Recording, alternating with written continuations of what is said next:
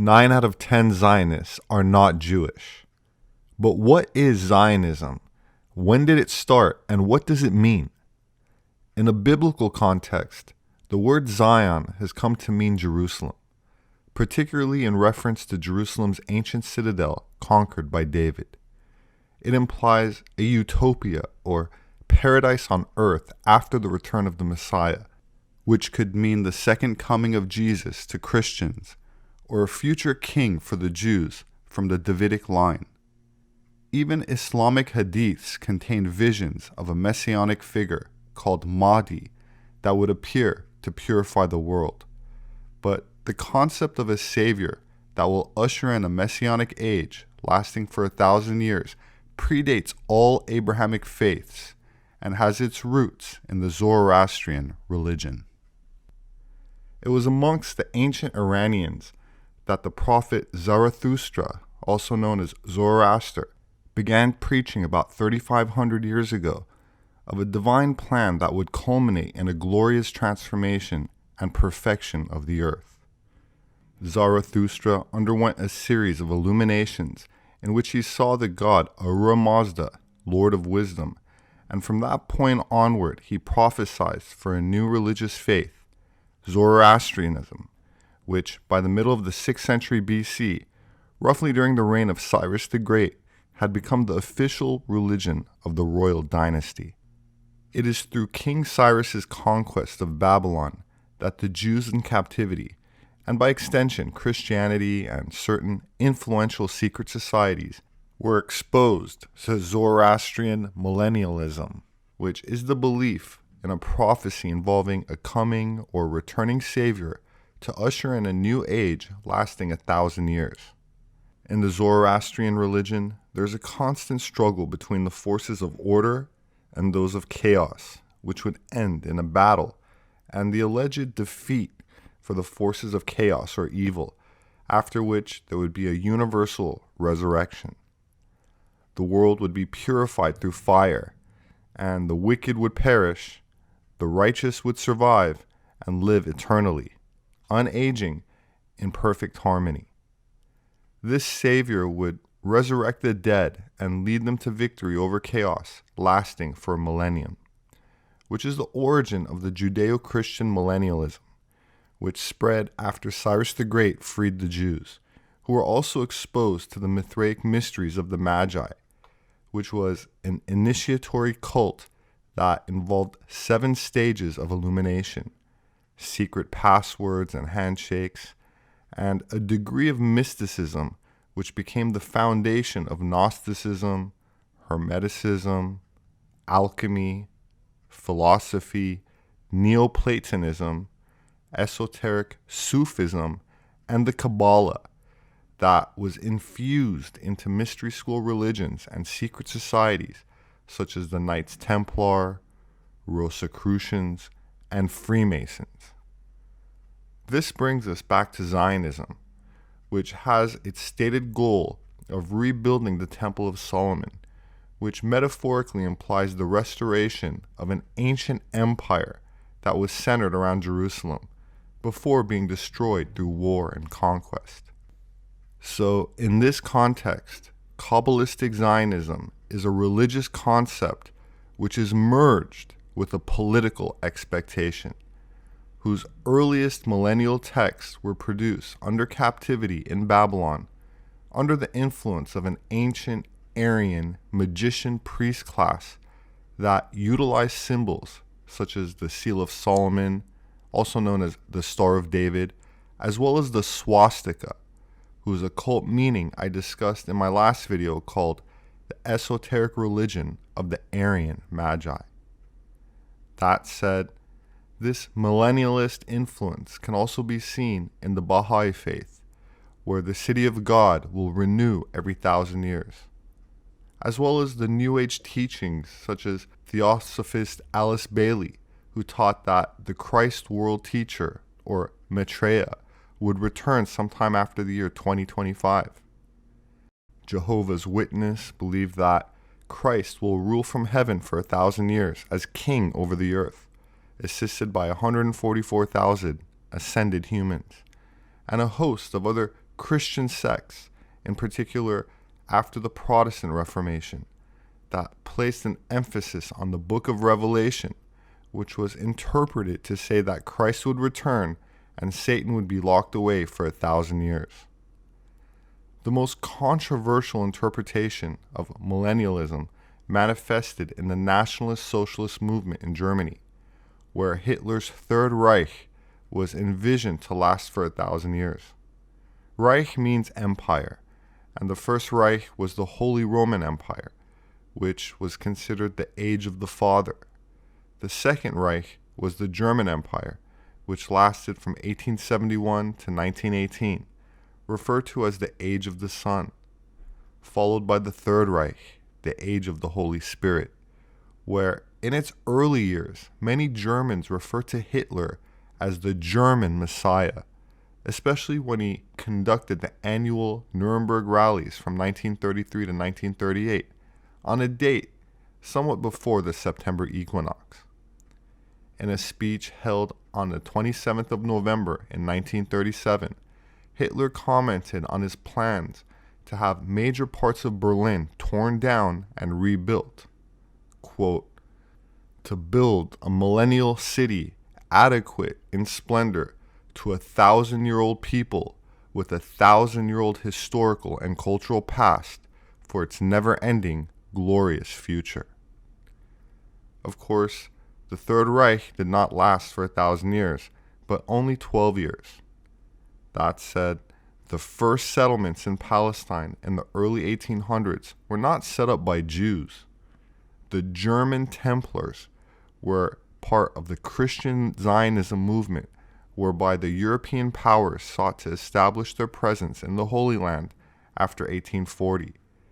These adherents of the German Lutheran Church established settlements in Jerusalem, Haifa, Galilee, and what is now Tel Aviv, serving as a model for the Jewish pioneers who came much later, after the German Templars already established colonies, roads, infrastructure, and agriculture in the Holy Land. In the 1930s, many of the Templars in Palestine, named after the Temple of Solomon, joined the Nazi Party, and despite modern propaganda, their influence was acknowledged at the time, as was Hitler's role in working with Jewish Zionists to populate what became modern Israel. Quote, Jews from Germany have reinforced the economic growth they found in progress. Some of the earlier arrivals brought considerable means. Their investments have given a powerful impetus to the industries of the new Palestine. Boys and girls of urban families prepared themselves for the land, joining or founding colonies. Hitler made Haifa, runs a Jewish proverb. German Jews are helping to develop there a great industrial center for the Near East. Hitler didn't want to exterminate the Jews at the time. He wanted to expel the Jews. Nothing exists showing that Hitler ordered the extermination. There's no Hitler letter, which is a smoking gun. Enttreffung, the complete removal or the deliberate removal of the Jews. Live on Channel 5, this is the 10 o'clock news with Deborah Norville. Coming out revealing secret negotiation between the Nazis and the Zionists in 1933, which allowed German Jews and their assets to go to Palestine. Deborah, with the rise of Adolf Hitler to power in the spring of 1933, the Jews of the world were faced with a dilemma. They could raise a cry of protest, a cry few would heed, or they could make a deal with Hitler, a deal that would bring a step closer to their dream of an independent Jewish state. American Jews marched calling for the boycott of all German exports. Jews throughout Europe echoed that call, so did Jews everywhere. But a group of Zionists at the same time was quietly negotiating an agreement with the Nazis to allow the immigration of German Jews and the transfer of their assets to Palestine. That deal, reported in August 1933, was the transfer agreement. Palestine, sparsely settled by Jews at the time, was radically changed as a result. I lived in Palestine from 1933 to 1936, and we saw every week transports of German Jews coming to settle in Palestine. German Jewish settlement of Palestine was, for a time, official Nazi policy. These photos of Jewish life in Palestine, along with a lengthy text, appeared in 1934 in the Berlin paper Der Angriff. A Nazi Visits Palestine was the title of the multi-part series. A medal was struck by Goebbels in commemoration. On one side, the swastika. On the other, the Star of David. While the German National Socialist government had a working relationship with a sect of Zionist Jews, they were simultaneously hostile to a primarily secular Jewish movement, which has some post-World War II historians confused, especially those that perceived the Jewish people as a homogeneous, politically monolithic demographic, which they are not. In a 1920 article written by Prime Minister Winston Churchill titled Zionism versus Bolshevism, A Struggle for the Soul of the Jewish People, Churchill starts off by praising the Jewish people's contribution to Western civilization. He then goes on to describe what he calls international Jews as having, quote, most, if not all, of them have forsaken the faith of their forefathers and divorced from their mind all spiritual hopes of the next world. This movement amongst the Jews is not new. From the days of Spartacus Weishaupt to those of Karl Marx and down to Trotsky, Bela Kun, Rosa Luxemburg, and Emma Goldman, this worldwide conspiracy for the overthrow of civilization and for the reconstitution of society on the basis of arrested development, of envious malevolence, and impossible equality has been steadily growing. It played a definitely recognizable part in the tragedy of the French Revolution. It has been the mainspring of every subversive movement during the 19th century, and now at last this band of extraordinary personalities from the underworld of the great cities of Europe and America have gripped the Russian people by the hair of their heads and have become practically and undisputed masters of the enormous empire. There is no need to exaggerate the part played in the creation of Bolshevism and in the actual bringing about of the Russian Revolution by these international and for the most part atheistical Jews. It is certainly a very great one. It probably outweighs all others. With the notable exception of Lenin, the majority of the leading figures are Jews. Moreover, the principal inspiration and driving power comes from the Jewish leaders. In violent contrast to international communism, Zionism presents to the Jew a national idea of commanding character. It has fallen to the British government as a result of the conquest of Palestine to have the opportunity and responsibility of securing for the Jewish race all over the world a home and center of national life. Zionism has already become a factor in political convulsions of Russia as a powerful competing influence in Bolshevik circles with the international communistic system. Nothing could be more significant than the fury with which Trotsky has attacked the Zionists. The cruel penetration of his mind leaves him in no doubt that his schemes of a worldwide communistic state under the Jewish domination are directly thwarted and hindered by this new ideal, which directs the energies and the hopes of Jews in every land towards a simpler, a truer, and a far more attainable goal. The struggle which is now beginning between the Zionists and Bolshevik Jews is little less than a struggle for the soul of the Jewish people. It is particularly important in these circumstances that the national Jews in every country who are loyal to the land of their adoption should come forward on every occasion, as many of them in England have already done, and take a prominent part in every measure for combating the Bolshevik conspiracy. In this way, they will be able to vindicate the honor of the Jewish name and make it clear to all the world that the Bolshevik movement is not a Jewish movement, but is repudiated vehemently by the great mass of the Jewish people. In light of Churchill's acknowledgement of a secular left-wing conspiracy to impose a communist world order, and given that the Bolshevik Revolution that ushered in the Soviet communism that killed tens of millions was a viable threat to all of Europe, propaganda leaflets disseminated by Germany during World War II can be better understood in hindsight. Quote, "You have been trapped. You have landed on the continent to face the armed might of Germany, but not for the benefit of Britain. Your country will gain absolutely nothing from this struggle, no matter how well you may fight. The Bolshevists alone will profit by your sacrifices. You have been trapped into risking your life for but one purpose, the Bolshevization of Europe. Consider these points and ask yourself, why should you fight for Stalin? Why die for Stalin? In dying for Stalin, your soldiers are not dying for democracy or the preservation of the democratic form of government. They are dying for the establishment of communism and a form of Stalinist tyranny throughout the world.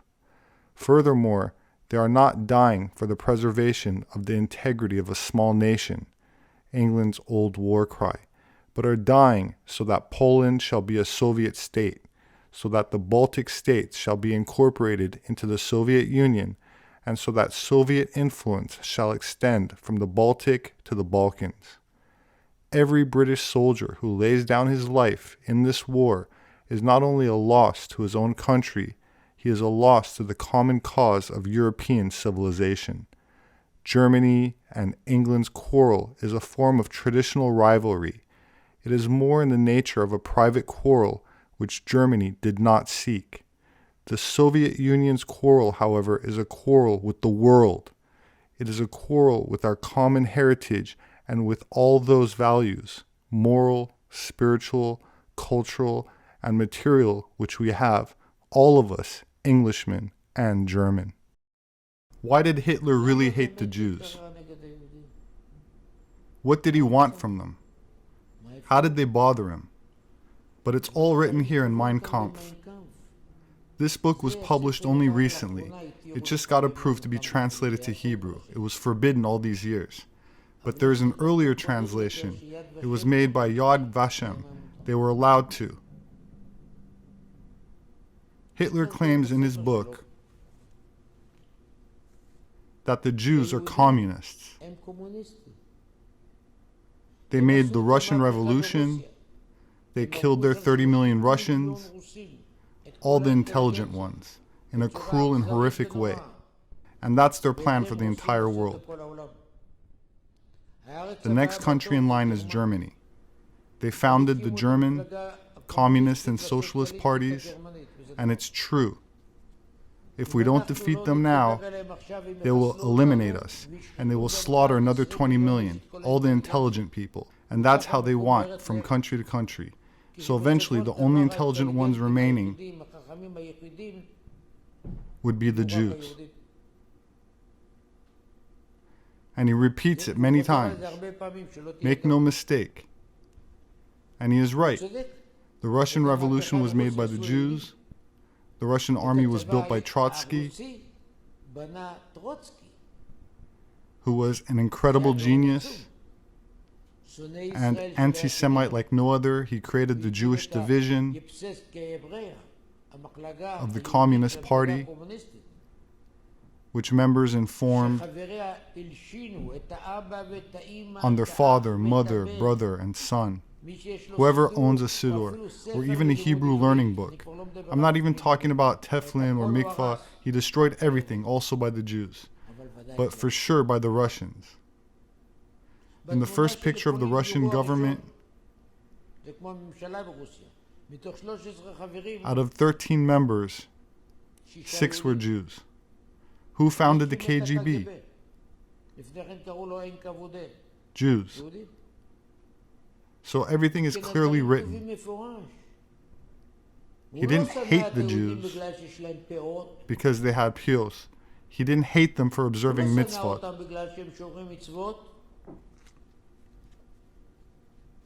Because they are communists. And he writes it clearly. The Jews destroyed religion and faith. They spread in Germany the heresy in God because they don't believe in him. He writes this right here. Now you understand why they don't teach it in schools? Because who writes the curriculum? Those same leftists. They destroyed all the values, poisoned literature and theater. Who did it? Torah-observant Jews poisoned the German theater? Out of 9 large German newspapers, 7 were owned by Jews. So do you understand why it's forbidden here to teach about him? And what he says?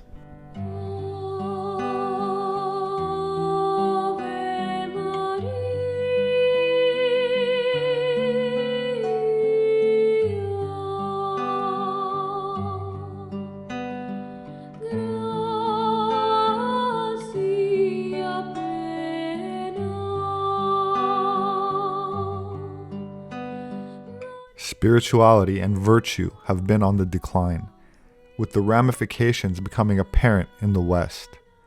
Traditional ancestral values are being replaced by a secular political agenda, where the family unit is discouraged and instead degenerate alternative lifestyles are being promoted. Culture and community are being replaced by a Marxist, globalist ideology, socially engineered through a network of corrupt politicians, subverted academia, and a controlled media. There now exists an internal struggle within secret society networks, many of which have been infiltrated and sabotaged by the same hidden hand that they were set up to oppose, where traditionally noble organizations that were at one time hailed as knights have given way to lodges that are no longer loyal to their original virtuous ideals.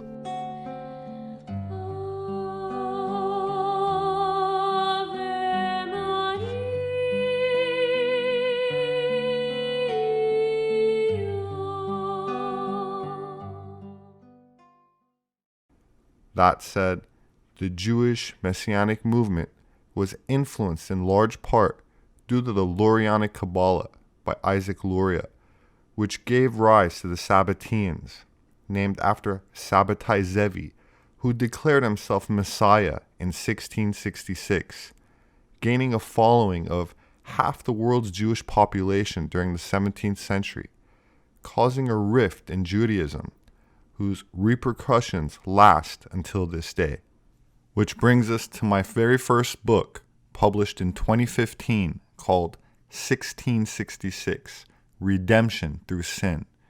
And now is a good time to read the introduction. Quote, "Most people have heard of Jesus Christ, considered by Christian followers to be the Messiah who lived over 2,000 years ago. But very few people have ever heard of Sabbatai Zevi, who declared himself to be Messiah in 1666. He amassed a following of over 1 million believers, half the world's Jewish population during the 17th century, by proclaiming that redemption was available through acts of sin. Considered a heretic by many of his contemporary rabbis, nonetheless his fame extended far and wide. Sabbatai's adherents planned to abolish many of the ritualistic observances because, according to the Talmud, in the Messianic time there would no longer be holy obligations. Fasting days became days of feasting and rejoicing. Sexual promiscuity, adultery, incest, and religious orgies were encouraged and practiced by Sabbateans. After Sabbatai Zevi's death, his philosophy would be continued and expanded on by his Kabbalistic successor, Jacob Frank. Frankism, a religious movement of the 18th and 19th centuries, centered on the leadership of the Messiah claimant Jacob Frank. He, like Zevi, would perform strange acts that violated traditional religious taboos, such as eating fats that were forbidden by Jewish dietary laws, ritual sacrifice, promoting orgies, and sexual immorality. Jacob Frank would eventually enter into an alliance formed by Adam Weishaupt and Mayer Amschel Rothschild called the Order of the Illuminati. The objectives of this organization was to undermine the world's religions and power structures in an effort to usher in a utopian era of global communism, covertly ruled by their hidden hand, the New World Order. Using secret societies such as the Freemasons, their agenda has played itself out over the centuries, staying true to the script. Opposition is handled by a near total control of the world's media, academic opinion leaders, politicians, and finance.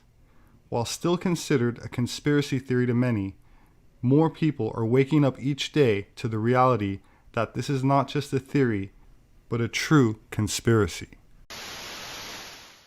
I want to first take a look at Robert Sepehr's 1666 book, and specifically some things I'm going to speak about in this book here are how this whole idea of redemption by way of sin got started.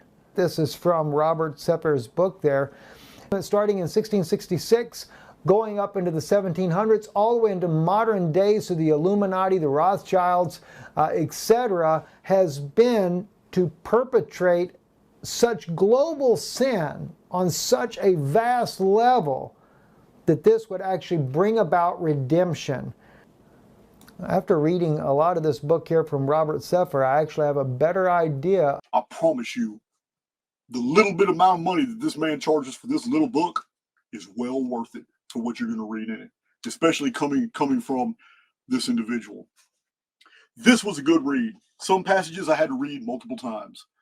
His writing style is very good. Like I said, he's a master of abbreviation, and that's what I like. I want to hear the information. I want to hear the data. I cannot stand reading a book that is 400 pages of fluff when the entire book could have been 32 pages. I can't stand that.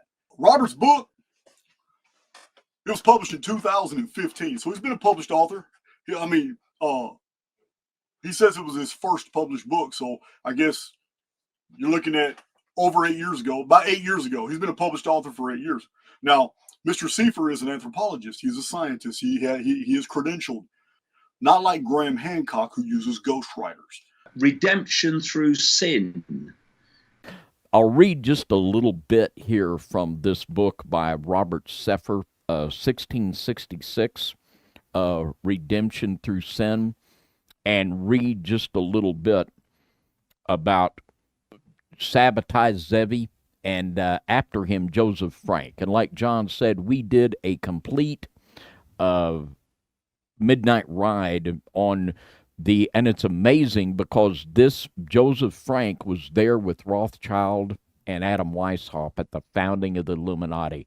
So this is really, really important concepts in history there on that, the flight of the Kabbalah wizards, I believe we called it.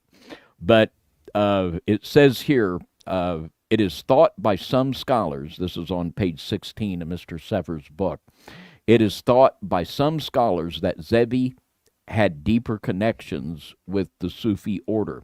Some similarities between the Sabbatai and Don May include the deliberate violation of the halal ritualistic group sex or wife swapping, ecstatic singing, chanting, and belief in the mystical Kabbalah. A celebration on the 22nd day of the Hebrew month of Adar, known as the Festival of the Lamb. They said that the violation of the Torah had become its fulfillment, which they illustrated by the example of a grain of wheat that rots in the earth. That's how much they hated the God's law. And it says that it ended in total darkness with religious sexual sharing of daughters and wives. Mr. Sepehr writes, Jacob Frank, whose followers regularly sought redemption through infamous religious sex orgies on solstices and equinoxes. And something that people don't get is that how can we have, two Jews that are opposed to one another? People forget that Judaism is a religion, and like every religion, it's got its sects and schisms. So, just how we're not surprised to find Sunni Muslims at war with Shia Muslims, we shouldn't be surprised that there's potentially internal struggles inside of Judaism as well. And the Sabbatians, are they a specific family, a bloodline, a secret society? Well, they're a little bit of both and everything. So they of course started with the announcement of Sabbatai Zevi in 1666. because there had long been predictions that the Messiah was going to come in 1666. This was based on interpretations of the Book of Revelation, which is a Kabbalistic book, and that's another tangent we can go back to. Sure. And so they basically orchestrated his announcement or his mission, and then it was largely spread through Rosicrucian circles, particularly what's called the Hartlib circle. So the thing about Sabbatianism is that, and this is what people forget. So today, Zionist propaganda is so thorough that people believe that Jews are a race. To be a citizen of Israel, you don't have to declare your belief DNA or anything in the Torah. It's basically your mother has to have been a Jew. Do you think that someone whose mother is not Jewish and father is Jewish is Jewish? Listen, like if we go with the religious, it's not Jewish. Do you think that somebody whose father is Jewish but mother is not Jewish can still consider himself Jewish? No. So you go by halakha? Yes. Okay. Why? Because the mother is not Jewish. Okay. But if he considers himself Jewish still? I don't think so. Okay. Your mother has to have been a Jew. So it's a nationalist movement. So, for up until Sabbatians, until Sabbatianism, Judaism was a religion. It always has been a religion. And this is why it's so much in conflict with Orthodox Judaism.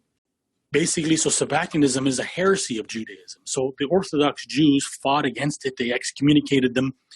And so for the longest time, in fact, I think the problem is that the Orthodox Jewish community underestimated the influence of the Sabbatians.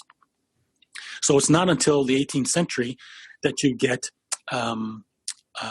it's principally Moses Mendelssohn. And Moses Mendelssohn, who was a member of the Illuminati, he was also a Sabbatian. And what's interesting is that there was a list of ordination that was found that had listed and anyone who's looking for this, Rabbi Entleman's book, To Eliminate the Opiate, is a great source for this. So this list of ordination is basically a list of the ordained successors of Sabbatai Zevi. So Moses Mendelssohn is the father of basically what's called secular Judaism. So he's the one who invented the idea that to answer the Jewish question, because mainly until this time, Jews used to live sequestered into ghettos, and they were, by definition, they were followers of the religion of Judaism. And Moses Mendelssohn invented this concept that Jews didn't need to follow their religion anymore, that they could assimilate into the broader society. But the fact is, according to, in Judaism, if you leave the religion, you're not Jewish anymore, right? You're excommunicated. You're just a German or a Frank or a French person or Englishman. There's no difference between, a non-practicing Jew and anybody else who's any other kind of atheist or secular person. Do you believe in God? No.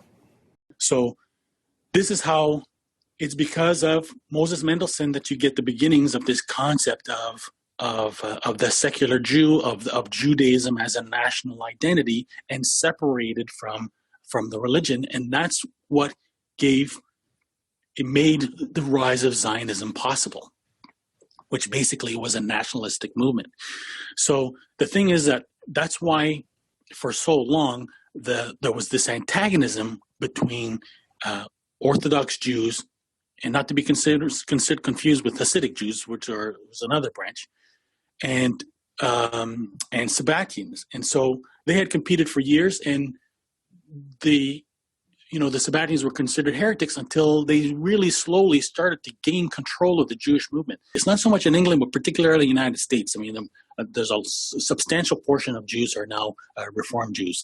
That doesn't mean they're necessarily Sabbatians, but they've come under the influence of Sabbatianism. So this is how Sabbatians are basically anti-Jewish. That's what the first Zionists were. They were Sabbatai, and I'm leading to that. They actually were Sabbatai. And they participated in this stuff. They used the word secular. That's the word they used They were seculars. This is beyond secular. Secular to me is not being affiliated with any religious group. This is beyond that, but they were called secular. Chiloni in Hebrew from the Greek Hellenistic is what they called themselves, and they were proud of it. And their goal was to turn Israelis into Chilonim. They hated the religious. Let me not kid you how much the labor Zionists hated the religious. By the way, Gaza was the home of Sabbatai Tzvi, and his chief theologian, his PR flag was Nathan of Gaza, Nathan of Gaza, and the Jews don't recognize what's going on in Israel. Go and look up Sabbatai Tzvi in a book of Jewish history. Where did he go? He was the most influential rabbi, in modern times, and he has been rubbed out of the history books. Keep that in mind. You can't find that much in Sabbatai Tzvi. When Sabbatai Tzvi converted to Islam, most Jews abandoned, but not all. There was a sect in Turkey called the Dana, who decided that this was, in fact, a magical pronouncement by Sabbatai Tzvi that we should all convert to other religions, but secretly practice Sabbataianism. Okay, now what we've got is a movement now that is now a true blue, use the word conspiracy because that's what it is. They're hiding, they may be, well, originally Muslim. That changed very quickly 50 years later when Jacob Frank was born in Poland and converted his Jews to Catholicism. But originally it was Muslim. What can I say? Jacob Frank. Jacob Frank was Europe's second Messiah. That's what he was called. The second Messiah of the Jew was Jacob Frank. All of a sudden, Europe's Jews, by the many thousands, were becoming Catholic publicly. They despised Catholicism, but privately they were Sabbataian. And as fantastic as it seems, there really, really are conspiracies of silence. If the rules are you don't open your mouth, you don't open your mouth, they exist. The Sabbataians didn't just exist as a tiny little cult. They were being converted by the thousands in the 18th century. This is when the Sabbataians made, well, a pact with the big devils. Suddenly, Jacob Frank got very rich in 1786. He moved his sect to Offenbach, a suburb of Frankfurt. Frankfurt was also the home of Mayor Amschel Rothschild and the home of someone named Adam Weishaupt. Little by little, for those unacquainted with this piece of history, the Rothschilds are the Sabbataians of the world. And here is why. There was a meeting that took place apparently in Rothschild's humble home then in 1786. He was not all that wealthy. He was a coin dealer. His sons made him wealthy. His 5 sons expanded a business. The business was to control the economies of nations and thus control the nations. He found a magnificent formula. If we can get hold of the nations, economies, we've got the nations. He sat with Jacob Frank, who wanted the Jews to become non-Jews. He wanted them to become Sabbataians. He wanted them to accept the real Messiah of the Jews, Sabbatai Tzvi, and incidentally, and the second Messiah, Jacob Frank. That's one of this little 3-pointed triangle, that's one point. Adam Weishaupt was the founder of something called the Illuminati. And yes? We're having informal conversations. Yes and no, but... Could you do a favor, please? Don't speak about the Illuminati, because the Illuminati is considered one of these things where the Jews are taking over the world. Not Jews, it's Catholic. Let me go on. I can't change what is the fact. No. This is not true. No, I'm not. All right, questions at the end. and that's that. You have to deal with facts. Now, the story in all the history books is the same thing, that there was, just before the French Revolution, a horseman fell. In his satchel were the plans for the revolution. In the satchel were the plans for the Illuminati and so forth. It was all banned. Throughout Europe, it was banned. And that put Weishaupt, that put Rothschild, and to a lesser degree, Frank, into a problem. What do you do if you're banned? And they came up with something that has changed history for good. Weishaupt said, well, what we do is we take our tenets and we put them into an organization that has lodges and chapters worldwide, and we subvert the existing organization to our tenets. And the organization they chose was British Freemasonry. Now, there was no such thing as a Freemasonic conspiracy before the 18th century. As far as I can tell, they were very nice. They were a builders' guild. They backed builders throughout Europe, and they were all right. All of a sudden, there are revolutions. All of a sudden, you have something you never saw before, ever. You actually saw talk of one organization upending whole nations. It's been fascinating to follow the thread, and I've tried to trace it back right to its origins. And so what I have done is I've traced the history of the Kabbalah, the Jewish Kabbalah, to Babylon in the 6th century BC.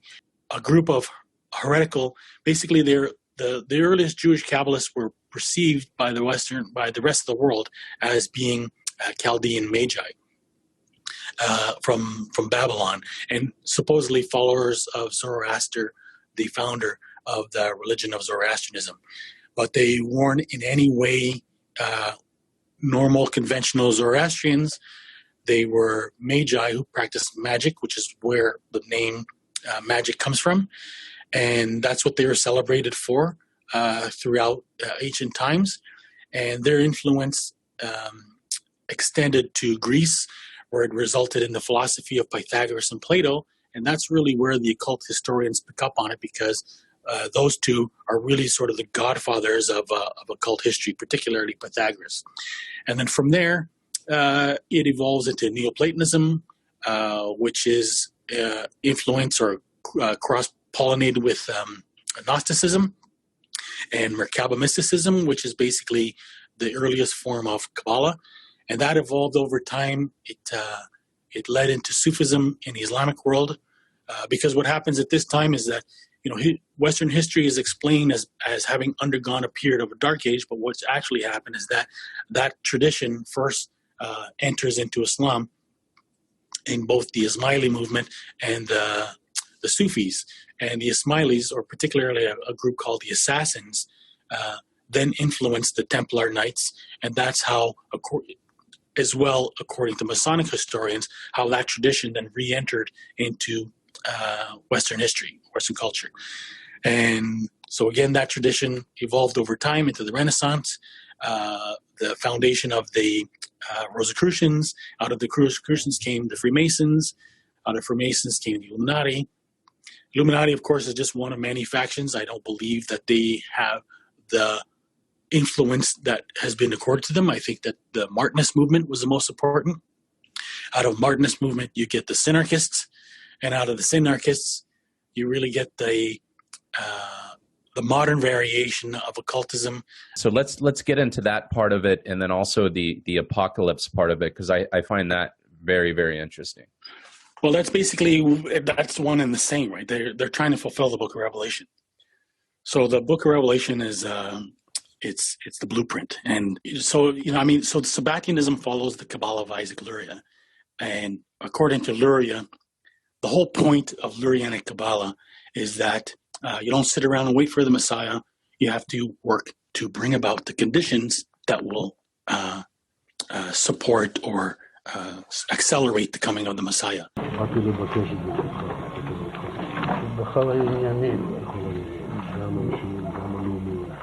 בזמן שישראל לאחרונה נמצאו כמה עניינים. התפתחו כמה. מה שרואה עוד, וגם משהו שעדיין משאיר ליבו. אז הייתה מה שהוא ומה ידיעתו. עושים. הכנראה שהיא מספיק, שהיום כבר כמה שעות בגיר ועדיין ליבו, אבל יש עוד כמה שעות, אבל יש להשתדל גם היום, בצורה טובה. יש שמחה וטוב לבו. כדי שחסידים מקפידים שכל מנהיגים את השמחה. בצורה טובה, הצלחה רבה.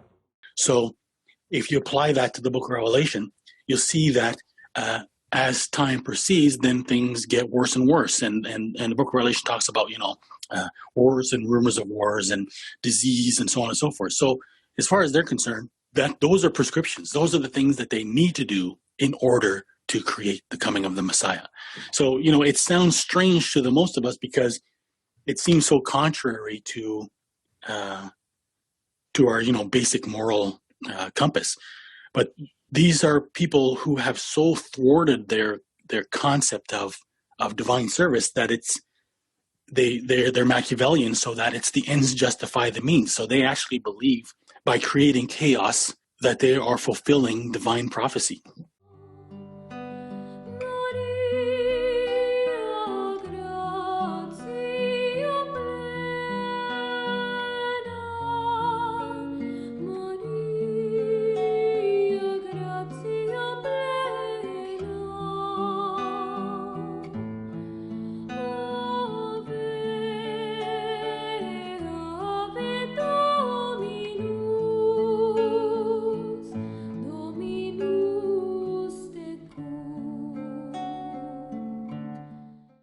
My name is Robert Sepehr. I'm an anthropologist. My published work is available on Amazon and through all other major book outlets. If you'd like to support my work, you can do that through patreon.com. There should be a link in the description. Please subscribe for future updates. Leave your thoughts below. Have a wonderful weekend, and I hope to see you again soon.